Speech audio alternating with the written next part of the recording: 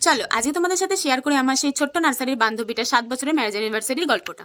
কিছুদিন আগেই ও ফোন করে আমাদেরকে বলেছিল যে আমাদের বাড়িতে না রাতে এসে এই দিনকে খাওয়া দাওয়া করবি, কিন্তু তখন আমাদের ডেটটা মনে ছিল না। হঠাৎ করেই মনে পড়ে গেল, আরে ওর তো ম্যারেজ অ্যানিভার্সারি, সেই জন্যই আমাদের যেতে বলেছে। তাই কিচ্ছু ছোট ছোট জিনিস কিনে নিয়ে আমি আর একটা বন্ধু তাড়াতাড়ি চলে গিয়েছিলাম। বাকি বন্ধুদের আসতে রাত হতো, তাই জন্য আমরা আগে থেকে গিয়ে সবকিছু রেডি করে এখানে বসেছিলাম। আর ওই দেখো দেবা দেবী ওখানে আমাদের জন্য তখনও রান্না করে যাচ্ছে, বললো না না তোদের জন্য গরম গরম রান্না করবো বলে সবকিছু করে নি রেডি করে রেখে দিয়েছি। আর এই হলো ওদের মিষ্টি পুচকু, যার একটাই বায়না মাসিমণি ফোনটা দেবে, কারণ মা তো দেয় না, আর মাসিমণি মামারা তো না করবে না ও জানে। তারপরে সব বন্ধুরা এসে যাওয়ার পরে আমরা আধ ঘন্টার মধ্যে তাড়াহুড়ো করে সমস্ত কিছু ডেকোরেশন করেছিলাম। দেখবে যেদিনকে কাজ থাকে না সব কাজ একসাথে থাকে, আর যেদিনকে ফাঁকা তো ফাঁকা। সকাল থেকে এত কাজ ছিল, ভেবেছিলাম আসাই তো হবে না, আর সবারই কাজ পড়ে গিয়েছিল, কিন্তু মা বারবার বলছিল যে না, ও তোদের জন্য রান্না বান্না করবে, সকাল থেকে একবার হলেও গিয়ে ঘুরে আসা তোদের উচিত। তারপরে রাত্রি যেহেতু অনেক হয়ে গেছিল, ওদেরকে বললাম তাড়াতাড়ি রেডি হয়ে এবার কেকটা কেটে নে, সেলিব্রেশনটা একটু ছোট্ট করে হয়ে থাক। আবার কেকের ক্ষেত্রেও গল্প আছে। আমরা নিয়ে যেতাম আমাদের এখানে মিয়মোর থেকে কেক, কিন্তু ও বললো নাকি কেক বানিয়েছে। কিন্তু লাস্ট মুহূর্তে দেখা গেছে সেই কেকটাও খেতে সুন্দরই হয়েছিল, বাট ওর কেমন লাগছিল না এই কেকটা কাটবো না। আবার ওদের ওখান থেকেই একটা কেক নিয়ে এসে ছোট্ট করে কাটা হয়েছিল। পুচকুটাকে ওরা বারবার ডাকছিল যে আয় আমাদের কাছে আয়, কেকটা কাটবো একসাথে।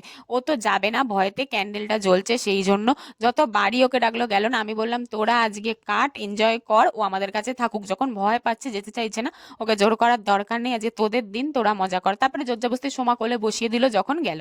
আর এদিকে যেটা দেখছো নিচে পড়ে রয়েছে ওটা আমাদের তরফ থেকে গিফট ছিল।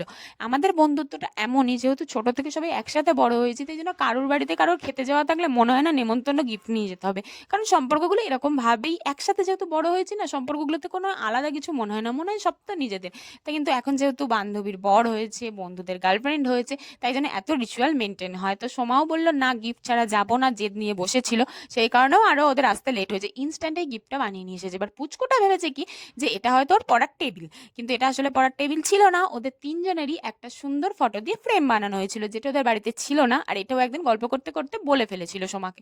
আর সোমা শুনে আমাকে বলেছিল যে রিয়াদি এরকম বলছিল, তাহলে এটাই করি। তখন আমি বললাম হ্যাঁ এটা তো সব থেকে ভালো জিনিস। আর ফটো তো আমি একদম আগেই বলবো যে হ্যাঁ সারা বাড়িতে দরকার হলে ফটো থাকুক, এতই ভালো লাগে ফটো। তারপরে রাত যেহেতু অনেক হয়ে গেছিল, আমরা বললাম যে না একসাথে চল সবাই খেয়ে নি, তোদেরও সারাদিন অনেক ধকল গেছে আর আমাদেরকেও বাড়ি ফিরতে হবে। আর বড়া থেকে শ্রীরামপুরের ডিস্টেন্সটাও প্রায় রাতের দিকে অনেকটাই।